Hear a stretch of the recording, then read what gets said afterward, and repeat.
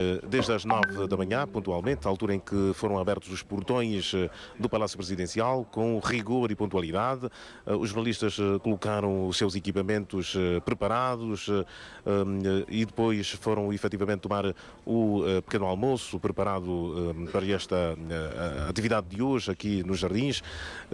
E agora, digamos, depois de troca de experiências, de trocas de conversas, estão então reunidas as condições para esta conferência de imprensa, esta coletiva de imprensa.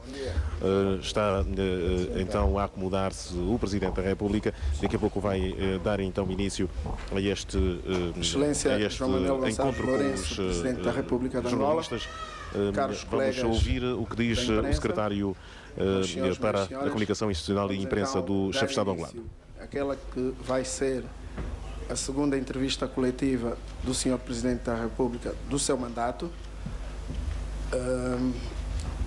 A entrevista propriamente não terá uma declaração inicial do Sr. Presidente. Vamos fazê-la nos mesmos moldes que fizemos no dia 8 de janeiro passado.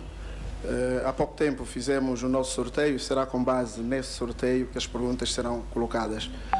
Vamos imediatamente passar à primeira pergunta, que cabe à Televisão Pública de Angola.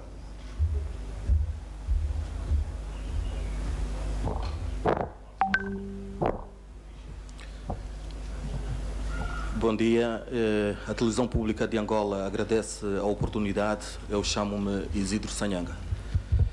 Senhor Presidente, uma das medidas tomadas no âmbito do combate à corrupção e à apropriação ilícita de recursos do Estado é o repatriamento voluntário desses recursos. No entanto, dentro de dias, o período estabelecido para este repatriamento termina e, nessa altura, já se pode falar do sucesso ou fracasso desta iniciativa. Qual é a expectativa do Sr. Presidente da República em relação à segunda fase, que será a do repatriamento coercivo desses capitais? E se as fortunas que serão alvo desse repatriamento já estão identificadas? Muito obrigado.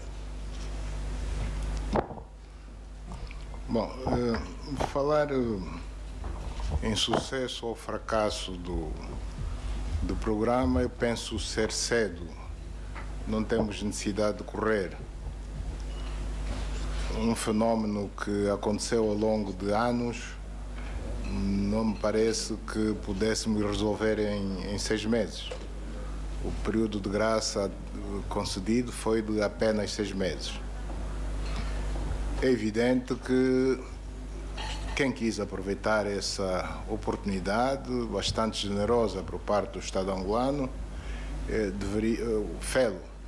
Quem não o quis fazer pretende enfrentar o Estado angolano, com certeza que corre um sério risco não só de perder esses recursos, como de comparecer perante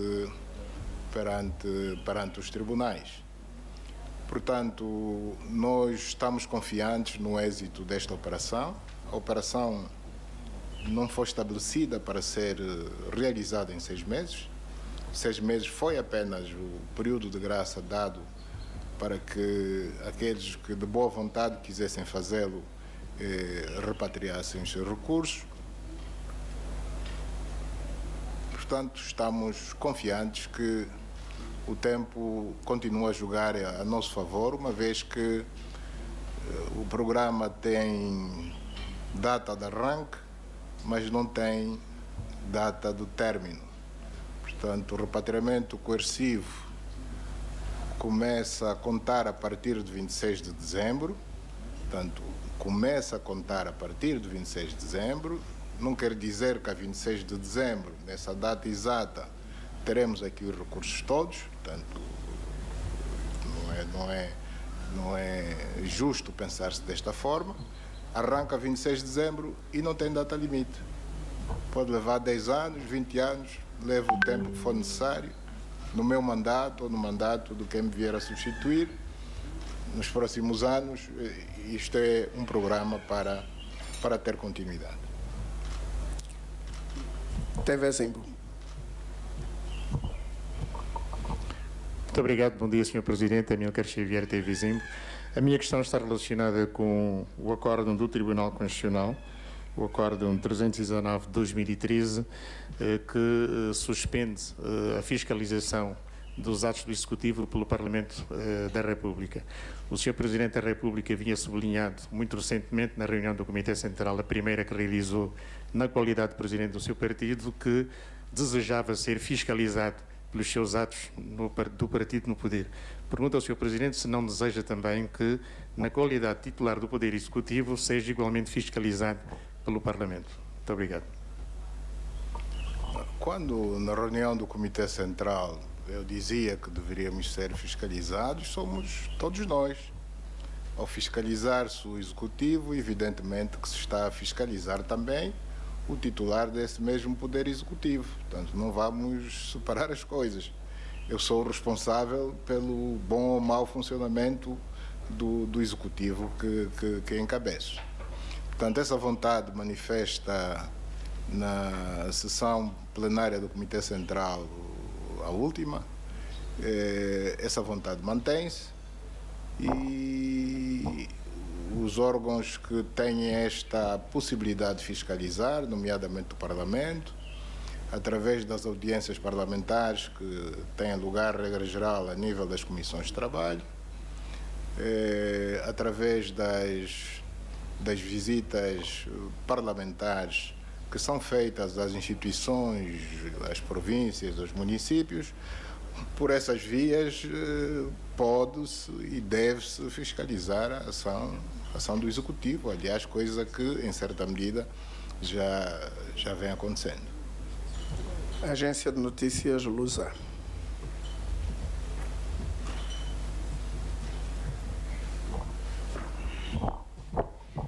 Bom dia, Sr. Presidente. José Sousa Dias, jornalista da agência Lusa. Eu voltava um bocado ao início à pergunta, à primeira questão, tem a ver necessariamente com o repatriamento de capitais.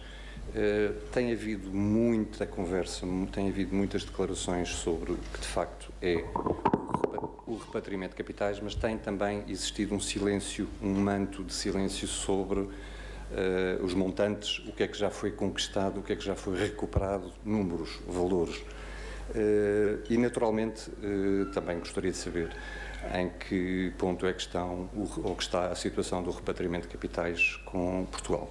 Muito obrigado. Bom, quanto a dados estatísticos mais concretos, a seu devido tempo, o Banco Nacional de Angola, a entidade competente, vai prestando ao longo do tempo os esclarecimentos que se impuserem. Com relação a Portugal, dos encontros que tivemos, quer com o Presidente da República, Marcelo Rebelo de Sousa, quer com o Primeiro-Ministro, António Costa, recebemos a garantia de todo o apoio das autoridades portuguesas no sentido de se conseguir, na modalidade que se vier a acordar de forma mais específica, porque uma coisa são as declarações políticas, outra coisa é a forma de fazer. As autoridades portuguesas, no geral, vão prestar toda a colaboração possível para que Angola possa reaver aquilo que é seu. Diário O País.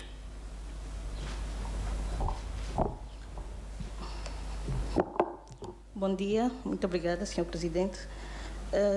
Nenhuma cidade angolana tem o sistema de transportes públicos funcionais.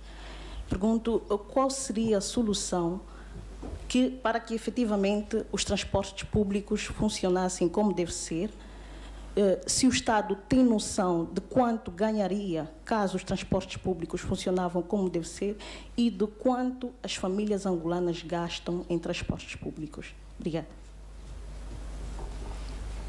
O transporte público em Angola é problemático e com certeza que o Executivo está atento a isso. Portanto, o Ministério dos Transportes está a estudar as melhores formas de resolver a problemática do transporte público, sobretudo para as grandes cidades, Luanda e não só. Evidentemente que também neste domínio nós contamos com a intervenção do setor privado. Há intenções de investimento privado neste domínio, sobretudo pretendendo investir em sistemas de monorail e outros equivalentes. Essas intenções de investimento estão a ser analisadas pela entidade competente, nesse caso a IPEX, e a seu devido tempo, portanto, penso que vamos começar a verificar o investimento real neste domínio, não só em Luanda, como nas outras grandes cidades. Ganhos, evidentemente que quanto melhor organizado tivermos o transporte público, todos ganham.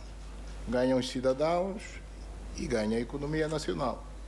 Portanto, não vou falar em números, não vou dizer quanto é que vamos ganhar, mas que vamos ganhar, todos vamos ganhar. Ganhará o cidadão e ganhará a economia nacional. Chamo agora o representante do Novo Jornal.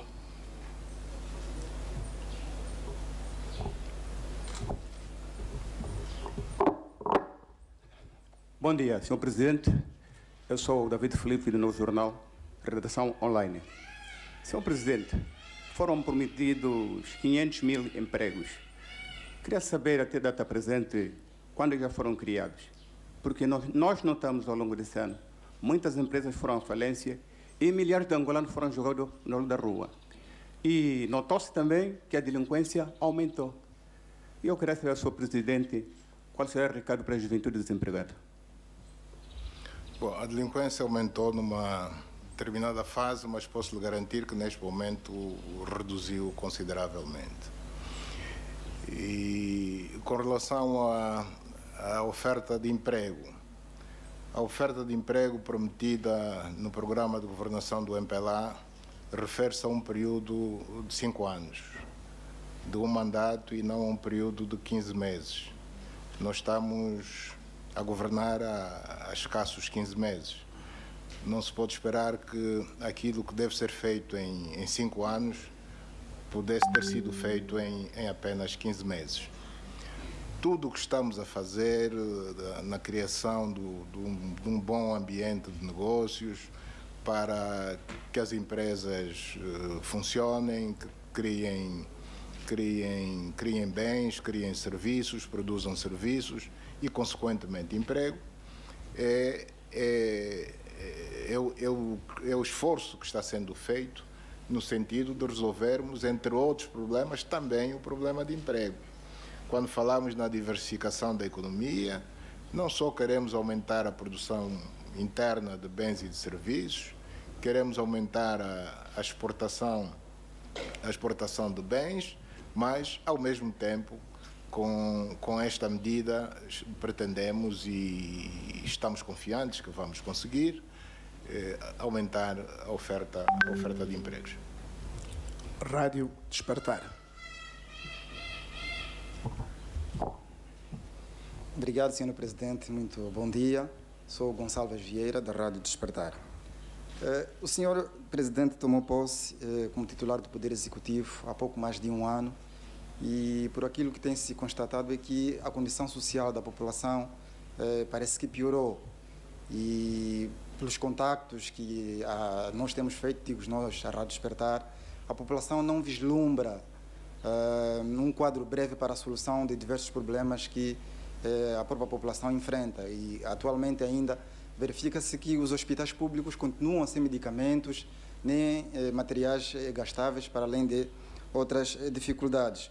E um dos estratos da nossa sociedade que diariamente também reclamam pelos seus direitos são os ex-militares inscritos na Caixa de Segurança Social das Forças Armadas Angolanas, que desde 2009 vêm reclamando pela reposição dos subsídios que, segundo dizem, foram retirados, foram cortados ao arrepio da lei pela direção da Caixa de Segurança Social. E eles também dizem que já escreveram várias vezes ao Sr. Presidente, mas até o momento não são respondidos e advogam mesmo que o Sr. Presidente domina o dossiê, porque durante muito tempo foi o Ministro da Defesa Nacional. A pergunta é a seguinte: quanto tempo mais estes homens poderão esperar pela solução dos seus problemas? Bom, em primeiro lugar, dizer que o senhor acaba de violar um acordo. O que está acordado é uma pergunta por órgão de comunicação social. O senhor acaba de fazer duas. De qualquer forma, eu vou lhe responder as duas. A apreciação de que a situação social do país está a piorar é relativamente certa, correta. Digo relativamente porque o bem-estar depende muito do volume de receitas que o Estado arrecada para poder fazer investimentos na área social. O senhor sabe quanto é que estava o preço do principal produto de exportação há uns anos atrás e quanto é que está hoje. Daí a razão de estarmos a trabalhar para a tal diversificação da nossa economia. E não se faz essa transição, sair de uma economia do petróleo para uma economia, digamos, do não petróleo, de um dia para o outro. Esse milagre não existe. Jesus Cristo já morreu há muitos anos. Situação dos hospitais. A situação dos hospitais não pode ser considerada ainda como boa. Não é boa. Mas devemos reconhecer que houve ou tem havido melhorias. Já não há tanta escassez de medicamentos como se diz. Os hospitais de Luanda, que são os principais, os maiores, o Hospital Américo Boa Vida, o Josida Machel, o Hospital de Oncologia, o Hospital Pediátrico, a Maternidade de Luanda, consulta as direções desses hospitais que lhe vão confirmar que de há 6 meses para cá o quadro nessas unidades hospitalares alterou de forma significativa. Que sejam eles a dizer e não o titular do Poder Executivo. Com relação à Caixa de Segurança Social, fala em militares ou ex-militares. Nós precisamos de separar as coisas. Só tem direito à Caixa de Segurança Social os oficiais reformados. Só esses beneficiam da Caixa de Segurança Social. Ex-militares que não tenham atingido qualquer grau de oficial e que, portanto, não podem estar reformados, são desmobilizados. Reformado é o oficial, o não oficial é desmobilizado. Os desmobilizados não são atendidos pela Caixa de Segurança Social.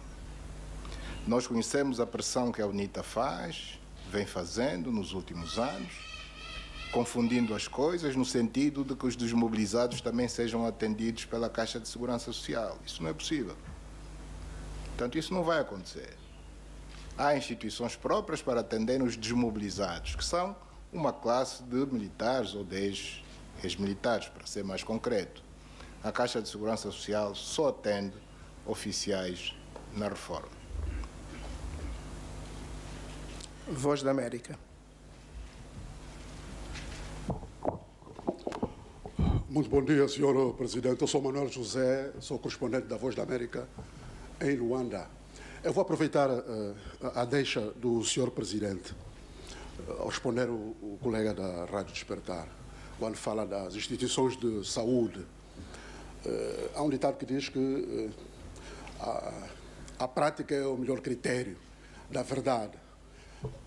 E o que noto na prática das elites angolanas, e incluo nessas elites Vossa Excelência, Presidente da República, há uma rejeição a roçar mesmo ao desprezo às instituições angolanas, sejam de saúde, de ensino, de turismo, enfim.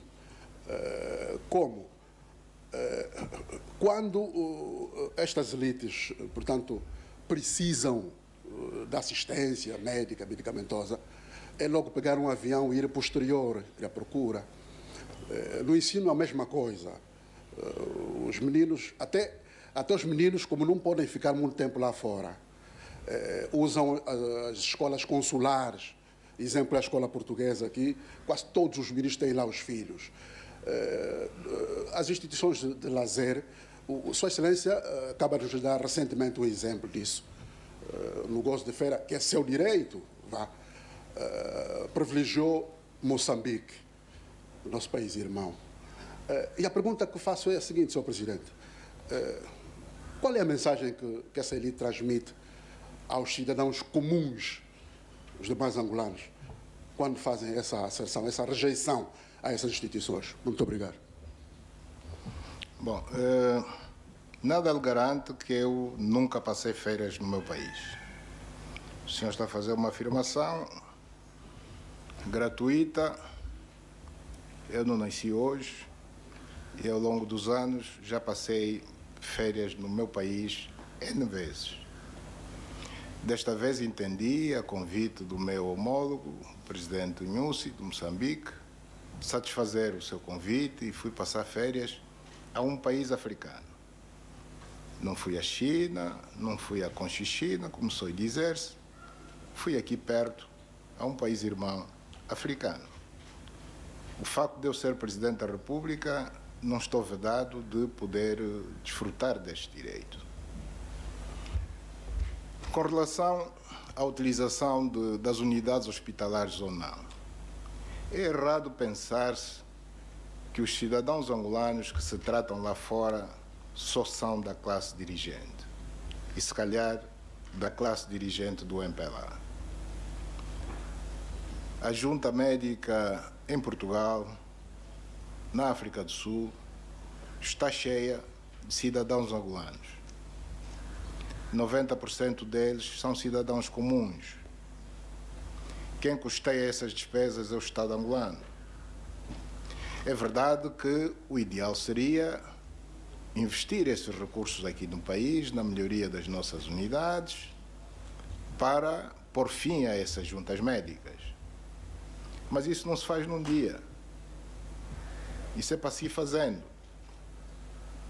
Portanto, nós não podemos, de um momento para o outro, mandar de volta para Angola os cidadãos angolanos que estão fora em junta médica, foram autorizados pelo Estado, porque é o Estado quem está a suportar as despesas, sob pena de virem morrer aqui, porque se interrompe o tratamento de repente para certo tipo de doenças, isso pode acontecer, e o Estado é um ente responsável, isso nós não vamos fazer, apenas para não sermos acusados de estar a mandar gente para fora, mas que fique claro que quem se trata lá fora não são só os governantes e muito menos os dirigentes políticos do MPLA. Eu não sei se a clínica Girassol tem câmaras que registram a entrada e saída dos cidadãos. Se tem, com certeza que eu estou lá registado. Pelo número de vezes que entrei, não só enquanto Ministro da Defesa, como até agora, já enquanto Chefe de Estado. Portanto, não façam afirmações gratuitas só para querer nos incriminar, porque isso nem fica bem. Portanto, é verdade que nós temos ainda muito trabalho a fazer no sentido de melhorar a qualidade dos nossos serviços sociais, de saúde, de educação. Nós nunca negamos isso. Nós nunca dissemos que temos um sistema de educação e um sistema de saúde dos melhores do mundo. Antes, pelo contrário, somos os primeiros a reconhecer as nossas insuficiências e só reconhecendo as nossas insuficiências estaremos em condições de prestar atenção no sentido de inverter o atual quadro que, diga-se de passagem, não é bom, mas está cada vez menos mal. Folha 8.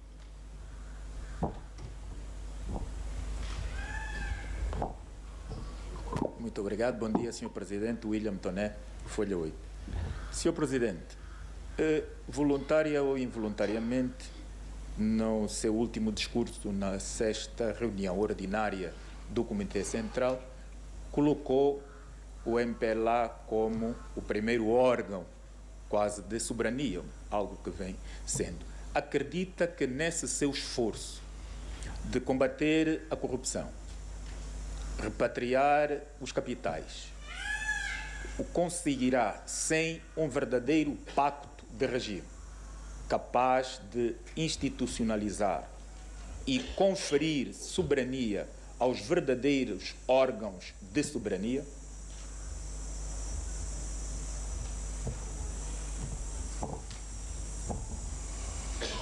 Eu vou lhe responder à pergunta, mas antes, se me permite,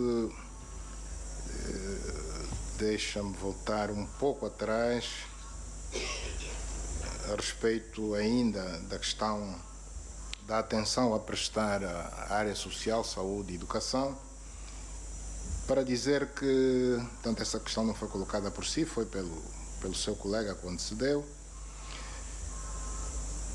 Em 2018, estava contemplado no Orçamento Geral do Estado 3,6% desse mesmo orçamento dedicado à saúde.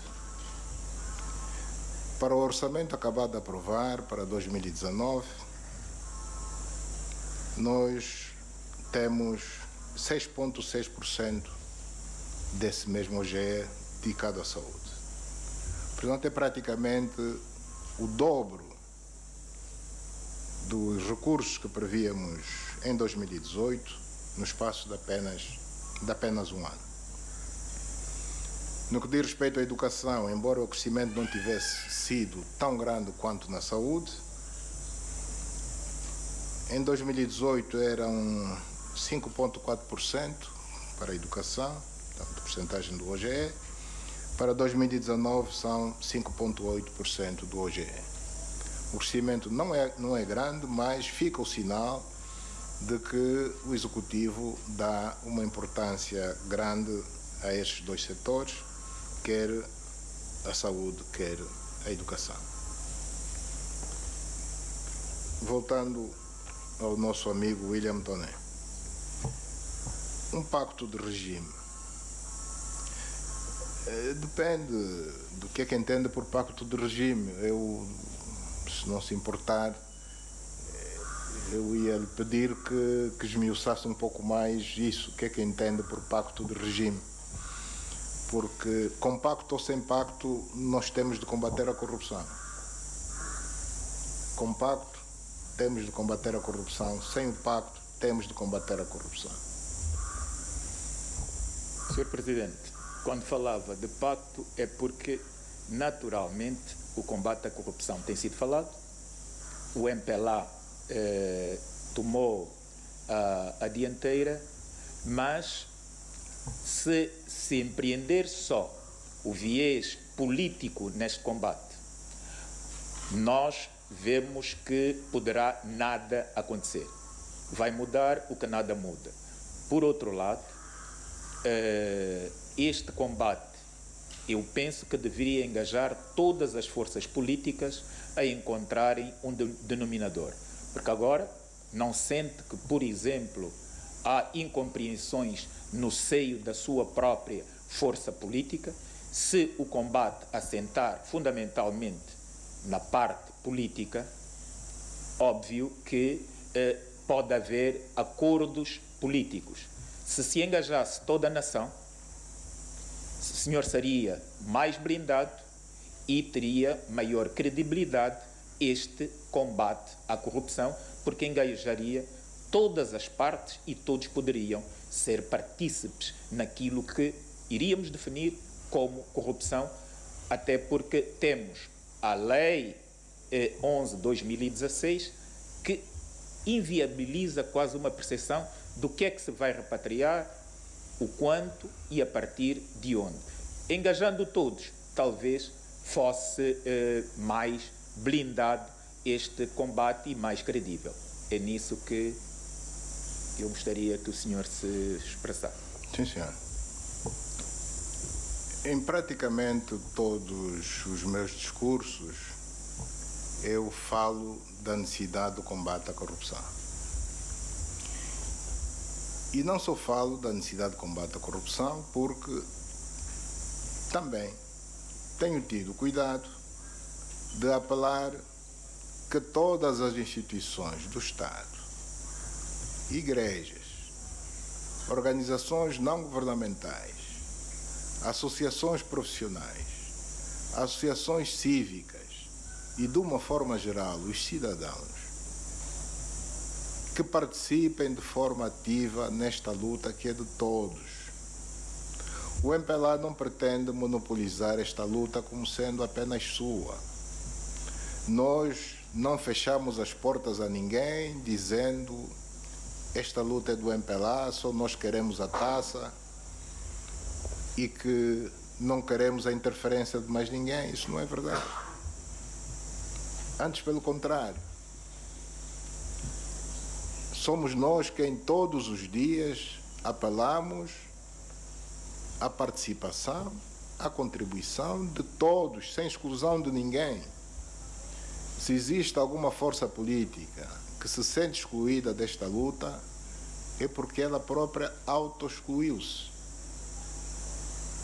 Nós só tomamos a iniciativa e talvez o facto de termos tomado a iniciativa não tenha sido do agrado de algumas forças políticas. Com certeza estavam à espera que essa iniciativa fosse deles. Nós tomamos a dianteira, tomamos a iniciativa, mas não afastamos ninguém. Portanto, o que está a dizer é precisamente o contrário do que está a acontecer. Nós não estamos a querer ficar sozinhos nesta luta.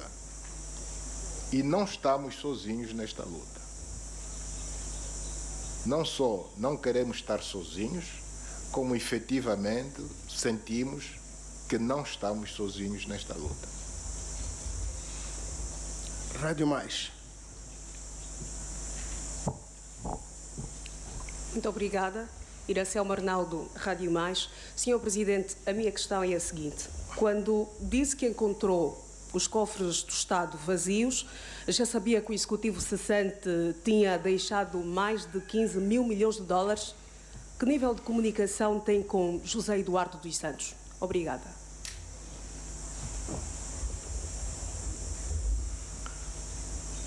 Bom, com relação a esta questão, o importante é diferenciarmos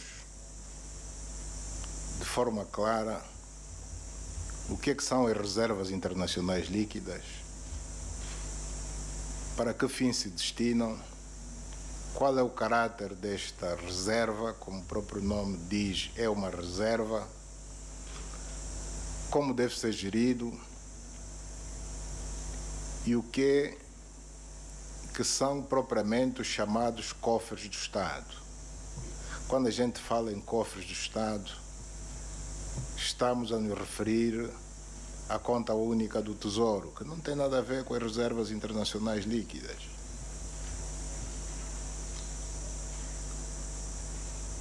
Os ministros, membros da Comissão Econômica, vieram a público explicar precisamente isso.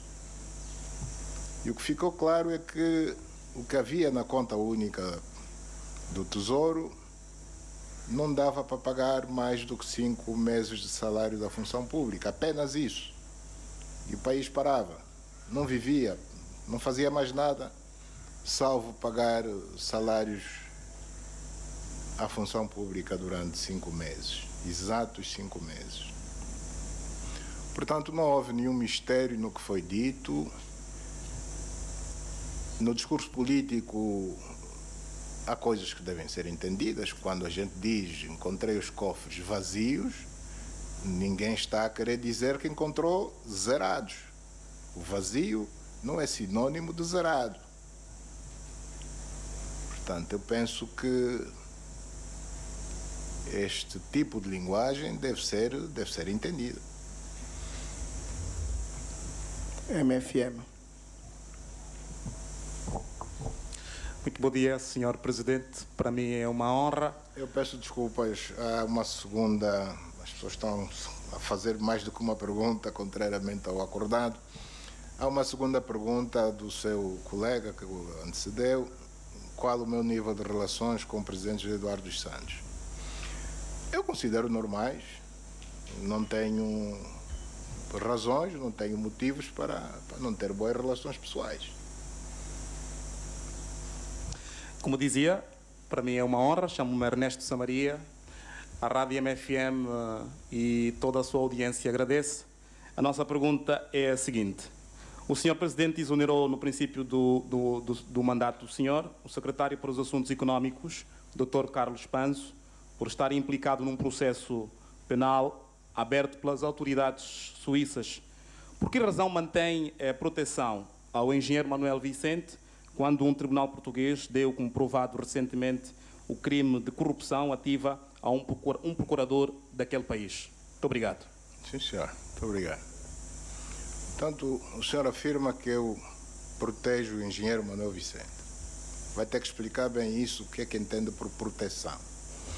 O engenheiro Manuel Vicente não é membro do Executivo, não é ministro. Contrariamente à situação do Dr. Panso, que na altura em que recebemos a notificação das autoridades judiciais da Federação Suíça, era membro do governo. Já nessa altura, o engenheiro Manuel Vicente não era membro do Executivo. Não era vice-presidente, não era ministro de Estado, não era ministro. Portanto, fica difícil entender o que é que o senhor quer dizer com dar proteção ao engenheiro Manuel Vicente. Eu dou-lhe a oportunidade de explicar melhor, se assim o entender.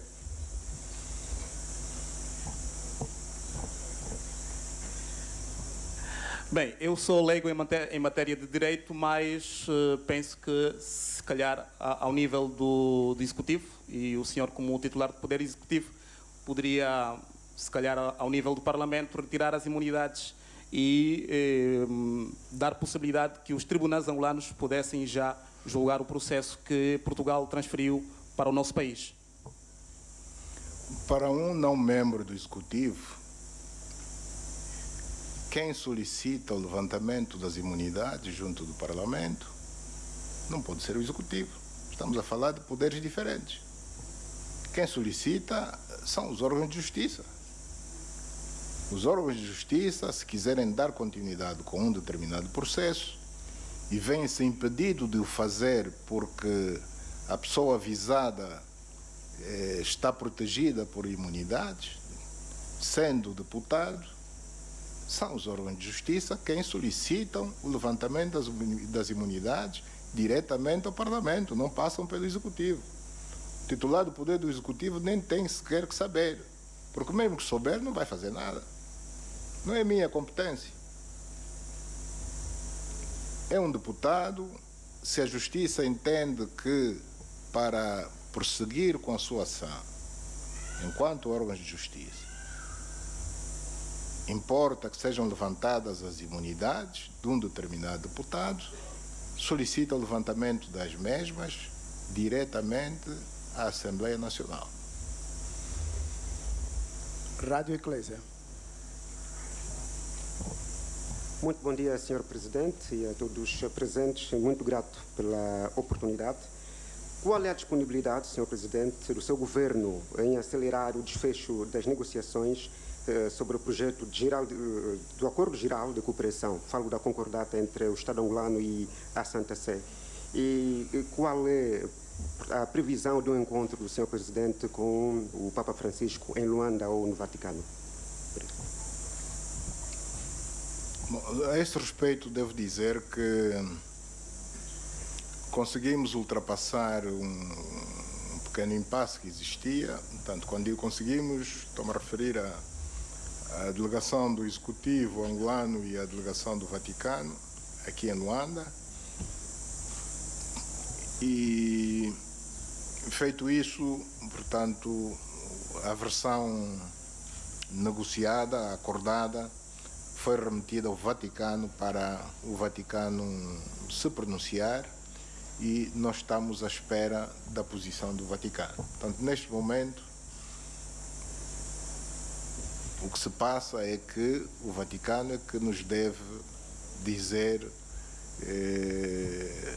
falar ou propor datas de assinatura, acordar conosco se a assinatura será feita em Luanda, se será no Vaticano, se será na presença do chefe de Estado angolano, se não, não tem que ser necessariamente. Portanto, uma coisa é a assinatura do acordo e outra coisa é a minha visita de Estado ao Vaticano. O Vaticano, como sabem, é um Estado, da mesma forma que eu realizei visitas de Estado a outros Estados, com certeza que algum dia acontecerá, espero que seja o mais breve possível, a visita de Estado ao Estado do Vaticano. Semanário Expresso. Bom dia, Sr. Presidente. A questão que eu coloco é a seguinte: o senhor tem feito um esforço notável na captação de investimento estrangeiro, no combate à corrupção e na mobilização da sociedade. A verdade é que sente-se no dia a dia que os seus ministros e auxiliares são tomados por um sentimento de medo na tomada de decisões que são da sua responsabilidade. E isto tem emperrado sobremaneira o funcionamento da máquina e, por tabela, complica a vida dos cidadãos. A questão que eu coloco é como ultrapassar esta situação. Obrigado. Bom, preferiu chamar-lhe sentimento de medo. Eu não lhe chamaria assim, mas o que devo dizer é que o que está em curso no nosso país é um processo, não digo inédito, porque já aconteceu em outros países, na Itália, mesmo no Brasil, alguns com sucesso, outros sem sucesso, mas é um processo que exige muita coragem, muita determinação e é normal haver num momento ou noutro uma certa vacilação, mas que nós temos a certeza que o tempo vai acabar por esbater. Portanto, isso nunca foi feito em Angola. Estamos a ensaiar uma aplicação de políticas que já constavam do nosso ideário. Portanto, nos programas do partido que sustenta o Executivo, a necessidade do combate à corrupção não nasceu em setembro de 2017. O nosso programa, ou os nossos programas de anos atrás, sempre preveram a necessidade do combate à corrupção. A única coisa que aconteceu é que, surgiu, por sorte, esta equipa que, de forma corajosa, está a conseguir arrancar do papel aquilo que sempre foi o desejo do MPLA, sempre foi o desejo do povo angolano, não perpetuarmos a situação que o país vivia até relativamente pouco tempo. Portanto, eu não falo de pessoas individualmente, falo de equipa, e para dizer que, como equipa, nós não somos medrosos. A equipa é corajosa e assim nos vamos manter, porque temos a certeza que, com maior ou menor dificuldade, porque é evidente que há obstáculos pelo caminho, aliás, não seria de esperar outra coisa. Existem os obstáculos, mas os caminhos têm buracos, têm pedras, têm riachos por saltar, se não nos queremos molhar, têm obstáculos. Se alguém pensa que vai à luta desejando vencer sem encontrar obstáculos, isso não existe. No mundo não existe. RTP.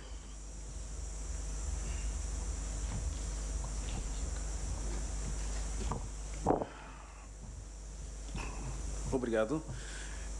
Eu sou o presbítero Lundães, RTP.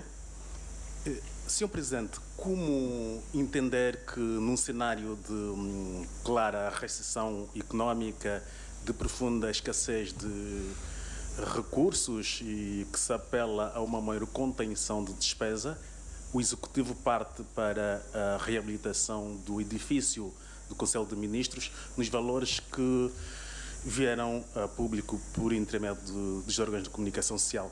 É isso uma prioridade para o Estado quando há necessidades mais básicas que esperam por solução, Sr. Presidente?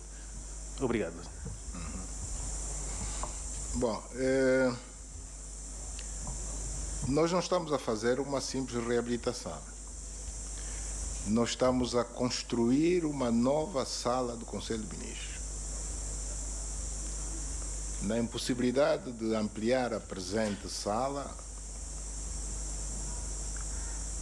os técnicos concluíram da vantagem da construção de uma nova sala. É isso que está sendo feito. E nós não temos vergonha de o dizer publicamente. Não se está a roubar dinheiro. A sala do Conselho de Ministros não é para lazer, é para trabalho.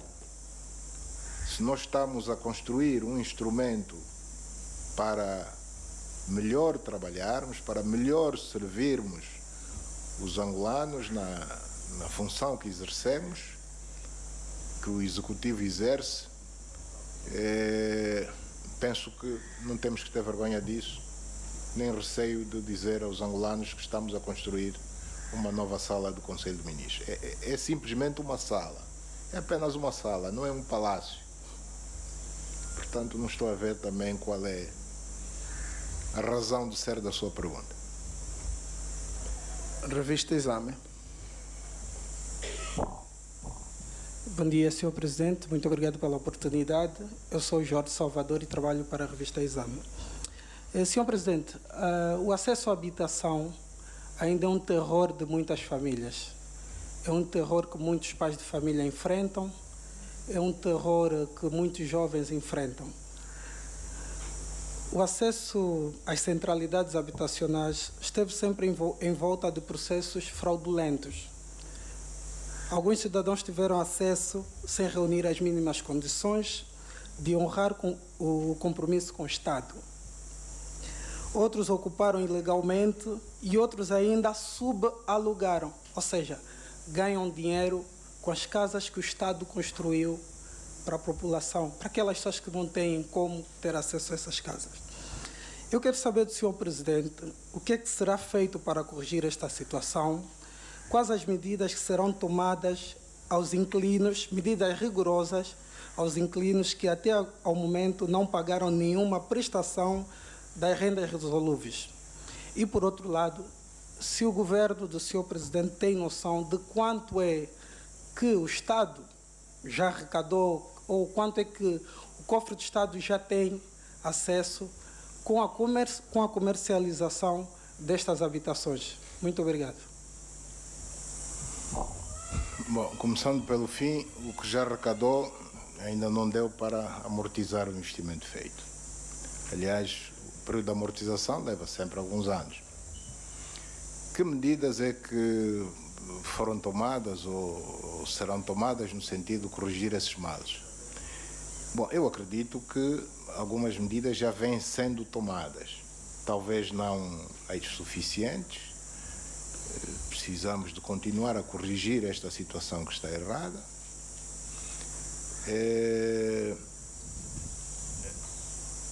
Eu louvo, digamos, a sua intenção de ver ordem na sociedade, mas, paradoxalmente, se as autoridades expulsarem algumas dessas pessoas, expulsar dos apartamentos ocupados ilegalmente, talvez alguns dos seus colegas sejam os primeiros a apontar o dedo ao Executivo, acusando de violação dos direitos humanos, coitados, e agora onde é que vão com as famílias? Como se antes de ocupar esses apartamentos vivessem ao relento. Não é verdade? Não concorda comigo? Pronto. Concorda comigo, ainda bem. Mas, pronto, são situações com as quais vivemos e que temos que enfrentar. Daí a razão da Operação Resgate. A Operação Resgate visa precisamente pôr cobro a toda esta quebra de valores. Fazendo mão a um conjunto de ações que erradamente se pensa ou se diz que só são ações de caráter policial. Não, antes pelo contrário. E aí vamos voltar à questão da corrupção. Aliás, a corrupção também é uma das quebras de valores. Quando eu dizia com relação à corrupção que nós não queremos ter o monopólio desta luta, isto é uma luta de todos, também com relação à Operação Resgate dos Valores, é uma luta de toda a sociedade, não é uma luta da polícia. Tanto que não caiamos no erro de pensar que é a polícia quem vai resgatar os valores. A polícia só vai atuar naquelas situações mais aberrantes. De resto, o trabalho de educação permanente, que não é para fazer em um mês, nem em 6 meses, nem em um ano, mas é para fazer sempre, enquanto estivermos vivos, isto é da responsabilidade de toda a sociedade, de todos nós. Executivo, partidos políticos, associações, igrejas, escolas. Aliás, é de pequeno que se torce o pepino, portanto é na escola onde a gente deve começar por transmitir aos mais jovens os mais nobres valores da nossa sociedade. Portanto, também com relação ao resgate desses valores, onde isso se enquadra, a questão que o jornalista acaba de pôr, todos nós devemos estar envolvidos. Jornal Vanguarda.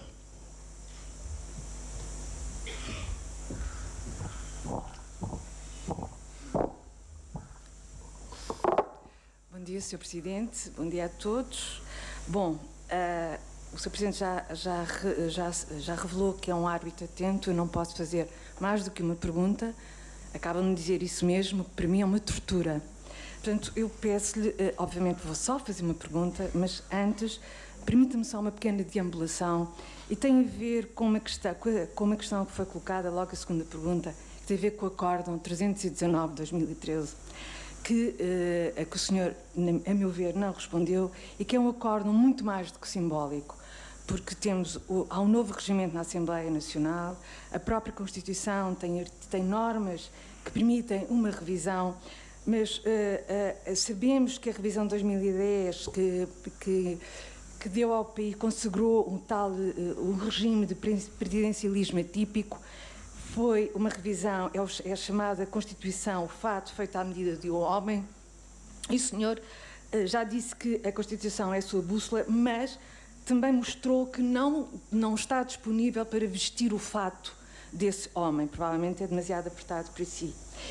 E também, que tem a ver com isso, há uma questão que o Vanguarda tem colocado insistentemente, que é a questão da remodelação governamental. Nós até já avançámos, seria até ao final do ano, o Sr. Presidente não nos quis fazer a vontade, mas quando avançamos na remodelação governamental, não fazemos por acaso, escrevemos porquê, e tem a ver com estas questões. Ou seja, o senhor tem desestruturado, digamos assim, tudo o que vem da governação anterior, e tem aqui estas duas questões. Isto não é a minha pergunta, e se me permite, esta é a minha batota. A minha pergunta é, porque o senhor já nos habituou nas suas intervenções, são sempre intervenções cuidadas, escolhidas, que normalmente os seus discursos e as suas entrevistas a órgãos de comunicação social, até agora estrangeiros. A única entrevista que deu ao Angolano foi também para um órgão de comunicação social estrangeiro. E nessa entrevista, e o senhor, insisto, que não diz nada por acaso, nem ao acaso, a determinada altura é-lhe feita esta pergunta. Como exímio jogador de xadrez que é, quando será o seu próximo checkmate? Isto, obviamente, é alguém que o conhece bem. E o senhor responde: não posso revelar, mas não tarda. O senhor, como exímio jogador de xadrez, sabe que o xadrez tem as jogadas de xadrez têm um tempo limite. Portanto, mas esse é o seu domínio. Em relação à minha pergunta é: não posso revelar, Sr. Presidente, que jogada de mestre é esta? E, por favor, não me responda à minha única questão com uma não resposta.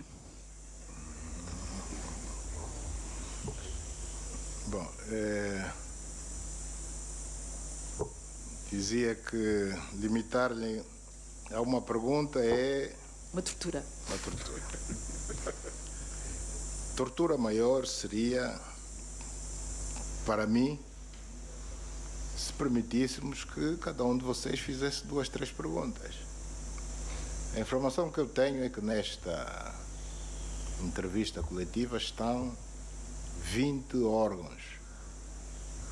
Se cada um fizer 3 perguntas, são 60 perguntas. Então? Quem seria o torturado? Eu ou a senhora? Não me peça a mim para escolher, por favor. A resposta é óbvia. Bom, com relação ao acórdão do Tribunal Constitucional, o Executivo não altera os acórdãos dos tribunais. Muito se tem falado como se fosse tão simples quanto o titular do Poder Executivo chamar o juiz presidente do Tribunal Constitucional e dizer: amanhã quero ver alterado esse acordo. Se não faço, sou preso. Se o faço, sou preso também, porque estarei a violar a separação de poderes. Então, onde é que eu fico? Prefiro não violar o princípio da separação de poderes.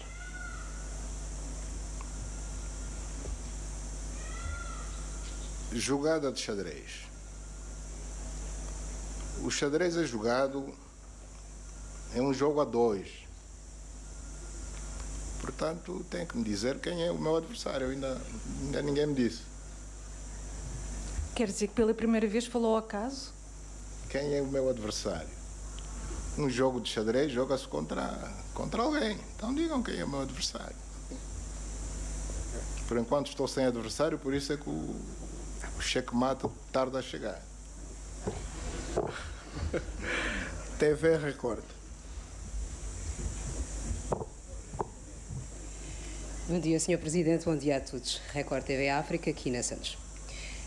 Melhorar o que está bem, corrigir o que está mal é lema seu.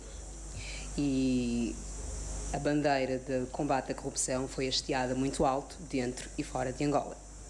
Pretendia saber, em 2019, que os angolanos podem esperar da sua governação em relação à resolução dos seus problemas sociais básicos, no qual não vamos acrescentar apenas saúde e educação, mas saneamento básico e mobilidade rodoviária. Obrigada, Sr. Presidente.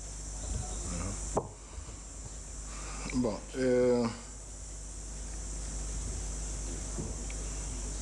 para 2019 nós aprovamos um Orçamento Geral do Estado. Talvez começar por dizer que melhorar o que está bem e corrigir o que está mal, essa divisa não é minha. É do partido que eu dirijo, é do MPLA. Portanto, está bem acima da minha pessoa. Eu procuro executar, uma vez que estou à frente do Executivo, e o Executivo é um instrumento de governação do partido governante. Para o orçamento de 2019, nós temos indicadores que, em princípio, vão levar à melhoria da situação dos cidadãos angolanos. Começando pelo próprio teto do OGE 2019. Eu vou começar um pouco atrás. Em 2016, estava em 5,3 mil milhões. Em 2017, subiu para 5,4 mil milhões. Em 2018, subiu para 9,6 mil milhões. Para o ano 2019, a Assembleia acaba de aprovar um teto de 11,3 mil milhões. Portanto, não baixou, mas subiu. Com mais recursos, resolvem-se mais problemas. Nós tínhamos um déficit orçamental em 2016 de 3,8. Em 2017, de 6,3. No corrente ano de 2018, esse mesmo déficit já passou de 6,3 para 0,4 no corrente ano. E para o próximo ano prevemos 1,5. Portanto, já estivemos com 6,3 em 2017 e para 2019 esperamos 1,5. Se falarmos da taxa de crescimento, em 2016 estávamos com 2,6%, com menos uma taxa negativa, portanto, com uma taxa negativa de 2,6% em 2016. Portanto, a economia estava a regredir, não estava a crescer. Em 2017 continuávamos em baixa, ou seja, com uma taxa negativa de 0,15%. Em 2018, no corrente ano, já temos uma taxa de crescimento positiva, ainda negativa, de 1,1%. Mas para 2019, prevemos uma taxa positiva, nada desprezível, de 2,8%. Em 2016, tínhamos uma taxa de inflação de 41,9%. No ano seguinte, 2017, baixou-se para 23,7%. Em 2018, essa inflação já estava mais baixa ainda, nos 18%. Mas para o próximo ano, e daí a novidade que não é novidade, porque vem no OGE, que já foi aprovado, para 2019 prevemos uma taxa de inflação de apenas 15%. Não é que seja boa, podia ser melhor, mas quem já teve 41,9% há apenas 2 anos atrás, passar de 41,9% para 15%, só temos que nos dar por satisfeitos, se não quisermos ser ingratos.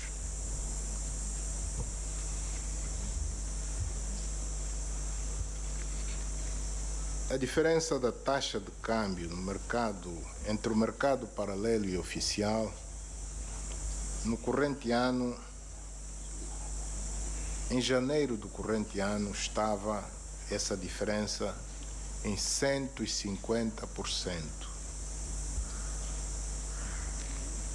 Em setembro deste ano, portanto em apenas 9 meses, o Executivo conseguiu baixar essa diferença da taxa de câmbio de 150% em janeiro para meros 23% no mês de setembro do corrente ano. Isso em 9 meses. Bom, o crescimento que a saúde e a educação terão no orçamento de 2019, já me referi a ele, portanto, escuso de repetir.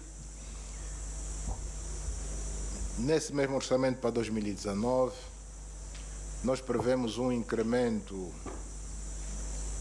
de recursos para a agricultura que é 5 vezes superior ao do corrente ano de 2018.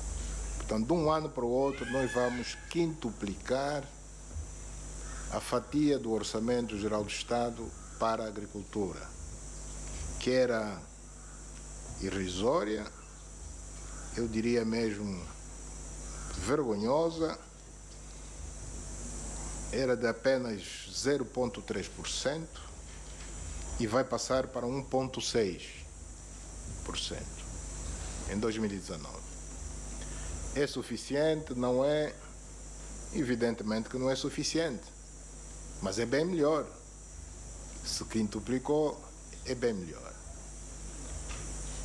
Mas talvez importa dizer que este incremento do orçamento da agricultura destina-se sobretudo a programas virados ao apoio à agricultura familiar.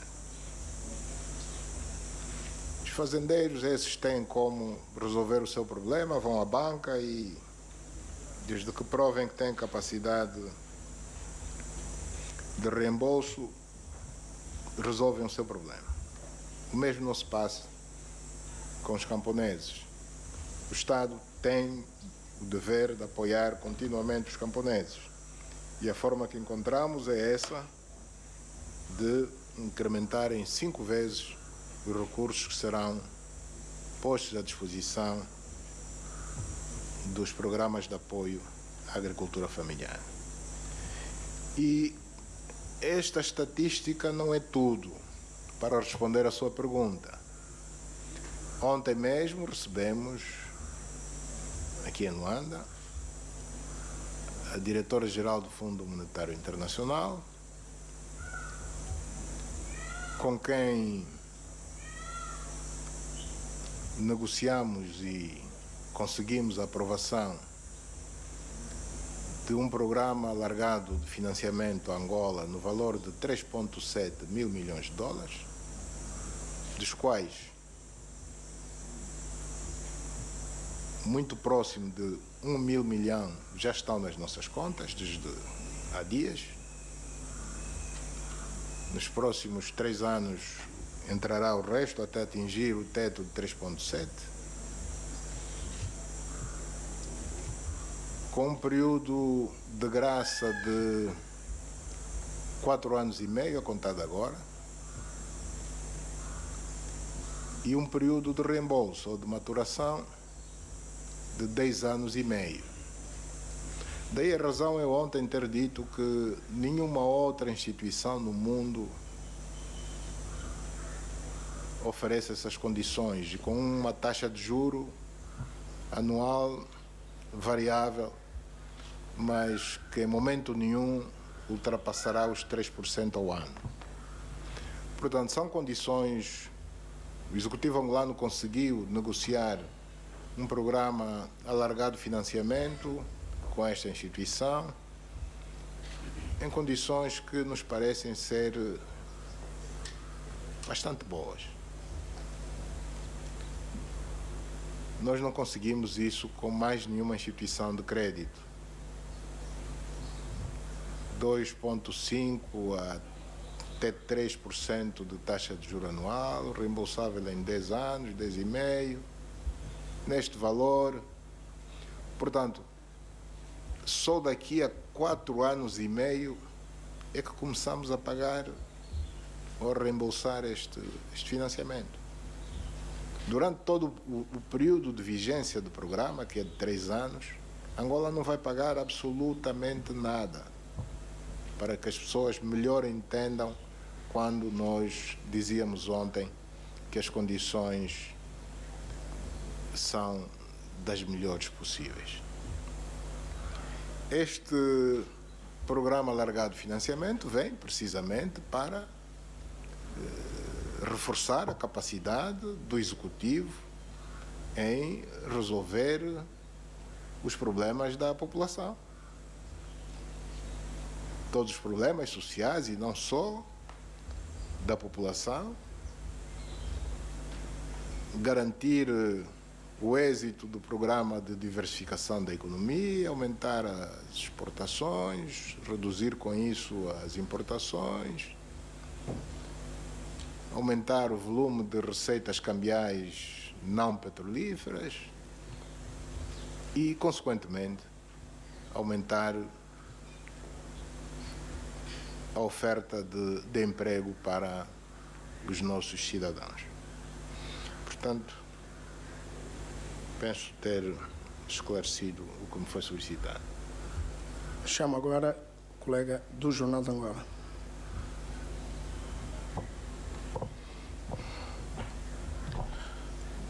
Bom dia, Sr. Presidente. Sou Santos Vilola, do Jornal de Angola. Sr. Presidente, eu gostaria de saber como é que está o processo de exumação dos restos mortais de Jonas Savimbi, o líder da UNITA. Ouviu-se falar de uma séria desentendimento entre a família e o governo em relação a um exame de DNA. Como é que está esse processo, Sr. Presidente? Obrigado. Bom, não se trata propriamente de um desentendimento com relação a esta questão específica que colocou do exame do DNA. O que se passa é que a UNITA e a família, ainda na vigência do anterior executivo, solicitou que o governo fizesse a exumação e a trasladação dos restos mortais do Dr. Jonas Savimbi. O que, por razões de diversa ordem, acabou por não acontecer. Não é isso que está em questão. A verdade é que, imediatamente após a minha investidura, nós não só ouvimos pela comunicação social intervenções de políticos da UNITA a solicitar que o atual executivo desse continuidade e concluísse com este processo. Como se não bastasse, eu recebi em audiência o Sr. Isaías Samacuva, líder da UNITA, que, entre outras questões que me trouxe, colocou também este problema. Eu procurei inteirar-me do histórico. O que me foi dito é que já tinha sido criada uma comissão para tratar deste assunto, e o que fiz foi reativar essa mesma comissão.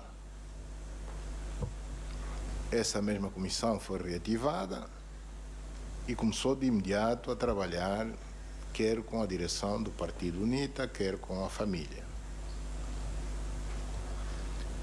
Portanto, a UNITA queixava-se de lentidão neste processo. E nós procuramos satisfazer a sua ansiedade de ver o caso resolvido o mais rapidamente possível. E assim o fizemos. E trabalhando sempre em conjunto, portanto, a Comissão do Executivo, a direção da UNITA e a família, no sentido de tornarmos realidade o desejo quer de uns, quer de outros. E o que devo dizer é que, neste momento, no que ao Executivo diz respeito, nós estamos em condições de realizar esta operação a qualquer momento.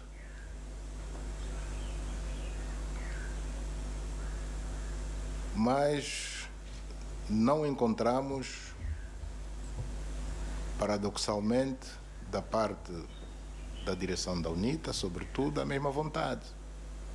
O que choca com a ansiedade demonstrada meses atrás. Hoje não tem pressa. Primeiro diziam, o governo anda rápido, que a gente quer esta operação realizada. O governo andou rápido e diz, estamos em condições de realizar a operação. E a resposta que estamos a ter é que não, tenham calma, que nós agora não temos pressa. Mais palavra, menos palavra, é isso. Com relação ao exame de DNA, não há nenhuma contradição.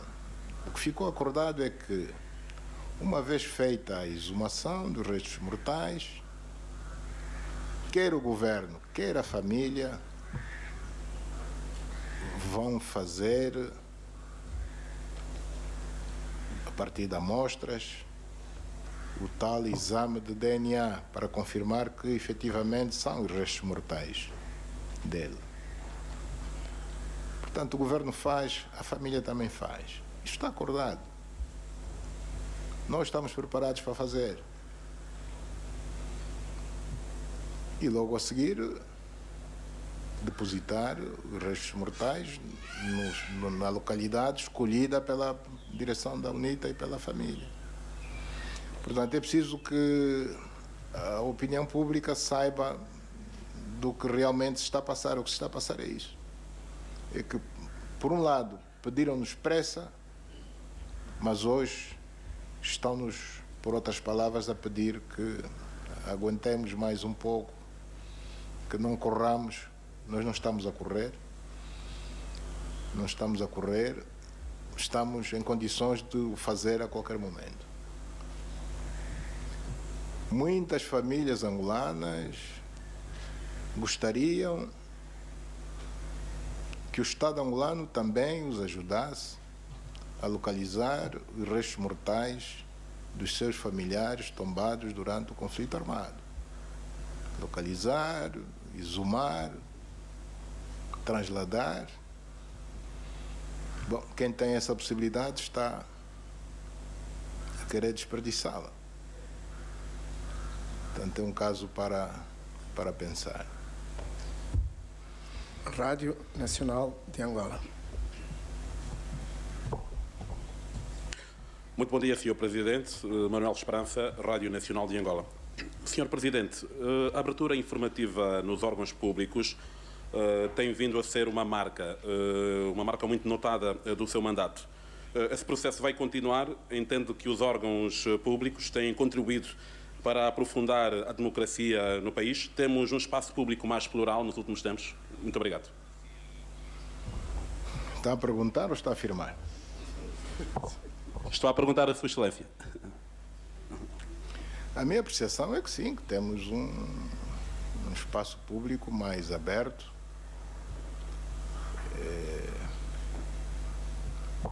Mais aberto e é para continuar.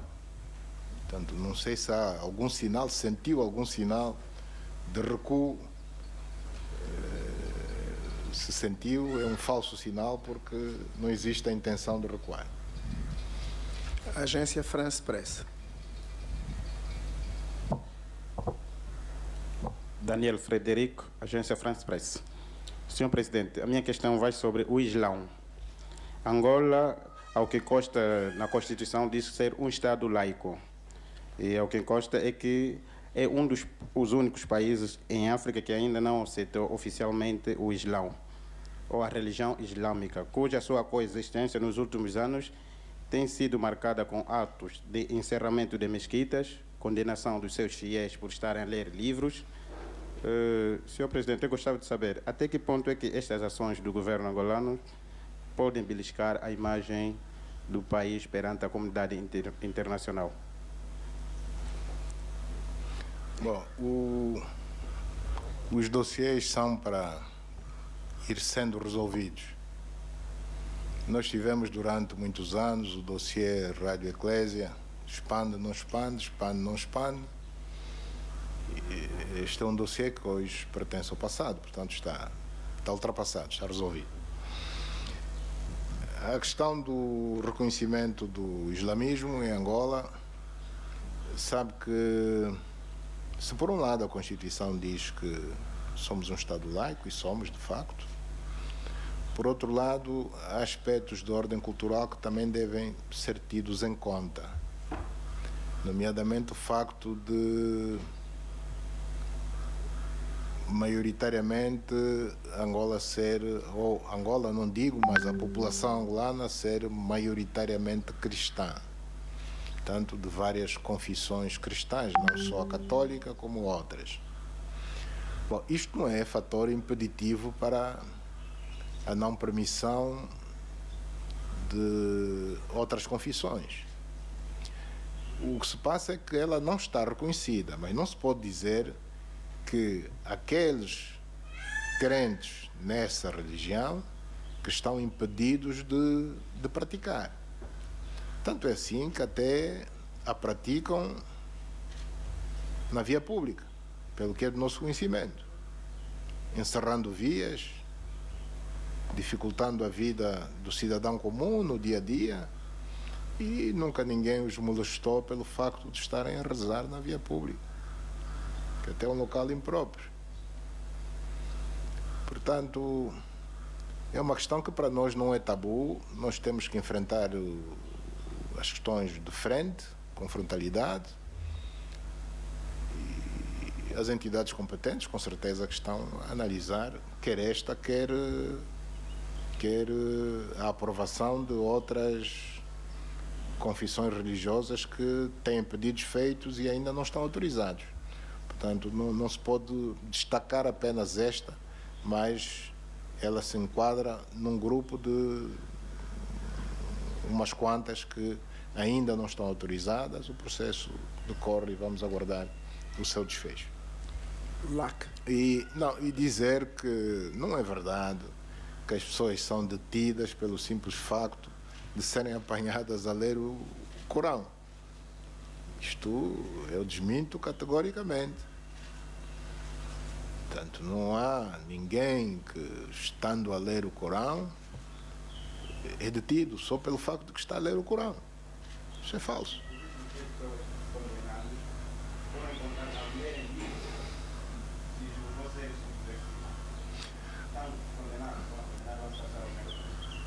Não deve ser o Corão, não acredito. Não foi ao Corão, por lerem livros.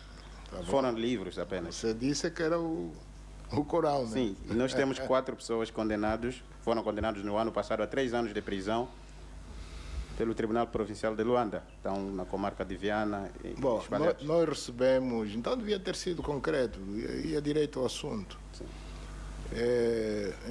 Nós recebemos há bem pouco tempo alguns representantes da sociedade civil, alguns, não são todos, evidentemente, tanto presidentes de associações cívicas, que colocaram muitos problemas e entre os quais colocaram este caso concreto e um outro. E eu prometi averiguar e dar uma resposta nos próximos dias. Portanto, o Ministério da Justiça está a analisar este caso e um segundo, que assim de repente não me lembro, mas eu prometi pelo menos ver o que é que efetivamente aconteceu. Isso está sendo feito e aguardemos também pelo desfecho. Luanda, antena comercial. Boa tarde, Sr. Presidente. João Armando, da Luanda Antena. Hoje de manhã tem-se falado aqui de muitos assuntos. Eu penso que o assunto mais importante hoje, o maior desafio do país, são as desigualdades sociais, porque sem eles não há paz, não há desenvolvimento económico. Neste aspecto das desigualdades sociais, eu gostava de questionar sobre medidas concretas para atenuar estas desigualdades sociais. De um lado, a implementação do subsídio de desemprego. Por outro lado, a criação do rendimento mínimo. Por outro lado, a indexação dos salários da função pública à taxa de inflação. Isto por um lado. Do outro lado, a tributação das fortunas. Aquilo que será também a taxação das mais-valias financeiras.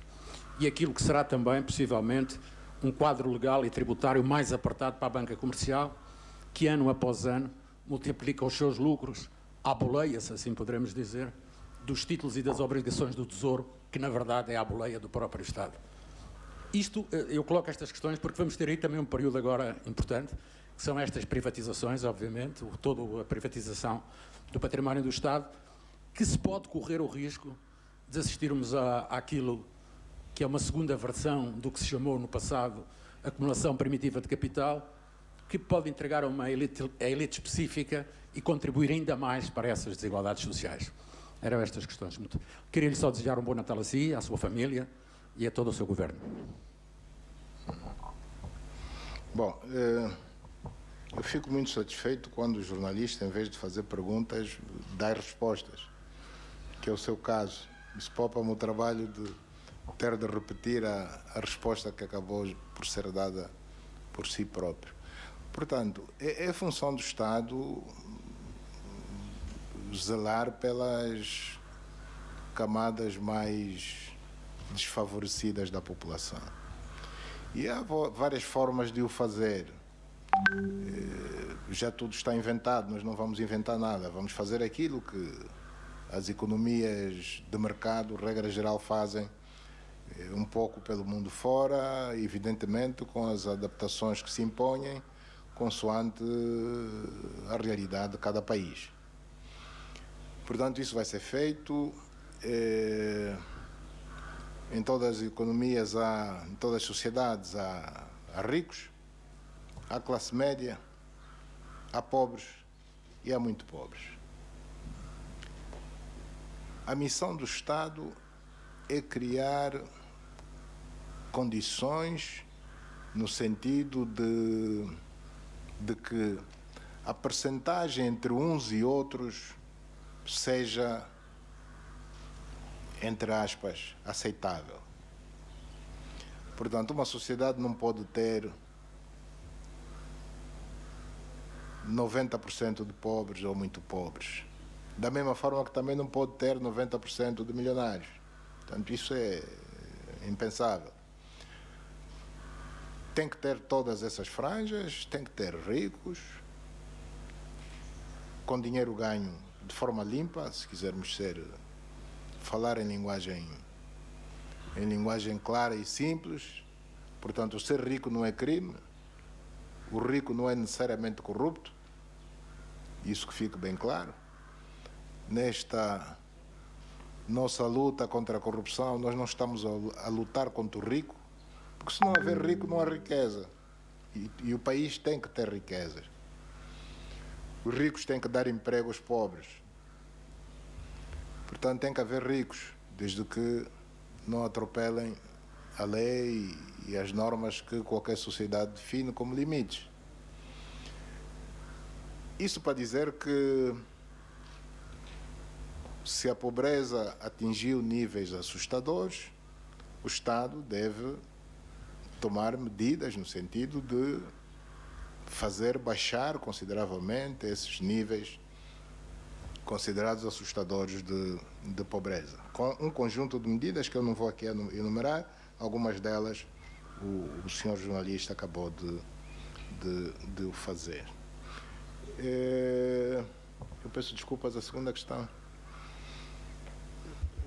Acabou por pôr duas perguntas. A última. Privatizações, pronto. Sim, senhora, privatizações. Bom, nós queremos fazer as privatizações de forma correta. Ou seja, nós não vamos entregar o património do Estado a nenhum grupo específico de bandeja. Não vamos fazer isso. Porque, aliás, é isso que nós estamos a combater. Se fizermos isso, então é melhor irmos para casa, né? Não estamos a fazer nada. Nós queremos privatizar de forma correta. E as formas corretas são conhecidas. Por via do concurso público, por via da Bolsa de Valores, se existe, por via do mercado de capitais, que no fundo é um embrião da Bolsa. Portanto, será por esta via que a privatização vai ser feita. Nós não vamos tirar do Estado para entregar a algum privilegiado. Portanto, fique descansado que isso não vai acontecer. A agência Angola Press.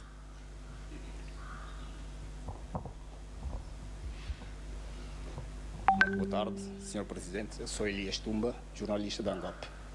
Duas das questões foram ultrapassadas, mas ainda assim vou colocar uma pergunta alternativa. Em janeiro último, quando aqui estivemos na primeira conferência de imprensa, ou na primeira entrevista coletiva, o senhor Presidente falou da necessidade de reduzir a máquina da função pública. Envolvido praticamente um ano desde que disse isso, pondera avançar com despedimentos na função pública em 2019. Muito obrigado.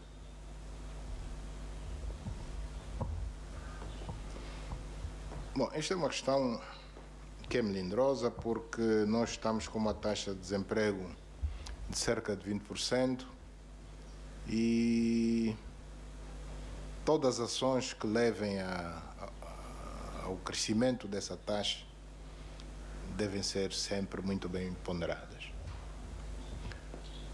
O seu colega que o antecedeu disse muito bem que as privatizações geram, de uma forma geral, mais desemprego. Portanto, a sociedade ganha por um lado, mas perde por outro lado. O privado que ficar com as unidades privatizadas há de querer ficar, vai fazer estudo de viabilidade do negócio e vai ficar com a mão de obra estritamente necessária, deixando o excedente à responsabilidade do Estado.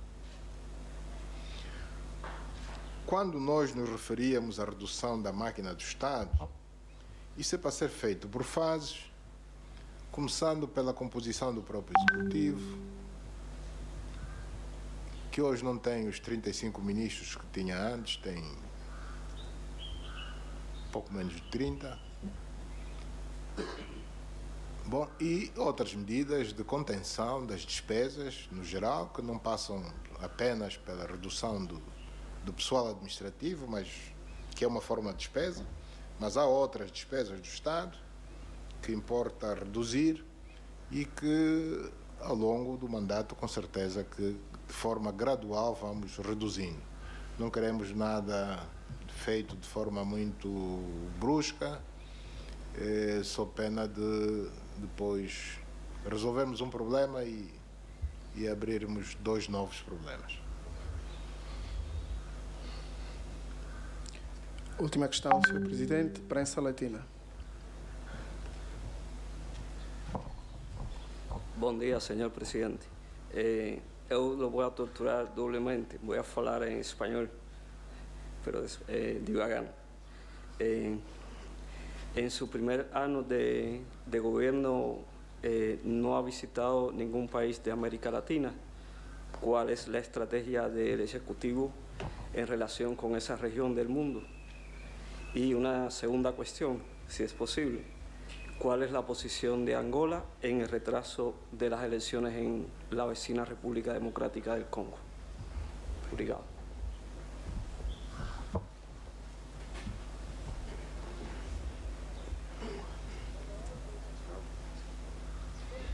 Sim, de facto, nos 15 meses do meu mandato não visitei nenhum país da América Latina. Mesmo assim, há quem seja da opinião de que passeei demais, como se tivesse passeado. Estive em serviço a favor de Angola, a favor do país, e mesmo assim não deu para estar em todo o sítio onde eu gostaria de estar. Mas tenho tempo para fazer isso. Não tinha que o fazer necessariamente no primeiro ano do meu mandato. Portanto, nós vamos visitar, não digo todos, mas alguns países também da América Latina. Em princípio, o que eu posso garantir é que está mais ou menos já palavrado entre eu e o meu homólogo cubano, Díaz Canelas, visitar Cuba ou no fim do primeiro trimestre do ano, 2019, ou no início do segundo trimestre do ano. Portanto, em princípio, com relação a Cuba, está mais ou menos assegurado, bastando apenas que, a nível das diplomacias, se acertem em concreto as datas da visita. Com RDC. Em relação ao nosso vizinho, nosso país vizinho, RDC, eu não tenho opinião. Portanto, eleições num país são uma matéria que, em princípio, tem a ver com o próprio país, as autoridades do país, os partidos políticos, os concorrentes e não concorrentes, a sociedade civil. É evidente que gostaríamos todos de ver que elas tivessem lugar na data inicialmente aprazada, mas também acredito que terá havido razões objetivas de força maior que levaram ao adiamento das eleições por cerca de uma semana. Portanto, só os próprios congoleses sabem das razões reais que levaram a esta decisão. Eu penso que por 7 dias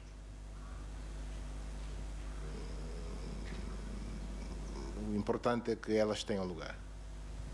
Não serão no domingo, mas que tenham lugar. E nota-se que houve a preocupação de ser ainda neste ano de 2018. Portanto, não se quis passar para o ano seguinte, nem que fosse no dia 1 de janeiro, já seria de 2019 e não 2018. Portanto, os nossos votos são que o ambiente melhore consideravelmente. Sabemos que existe alguma turbulência, alguma agitação, que é normal nos processos eleitorais, desde que não haja mortos e feridos. Portanto, quando há mortos e feridos é sempre de lamentar. O nosso desejo é que nesta uma semana que falta, que as coisas voltem completamente à normalidade e que se crie, portanto, o ambiente para que os cidadãos possam exercer no dia 30, de forma sossegada, o seu direito de escolher os dirigentes que vão estar à frente do país nos próximos anos.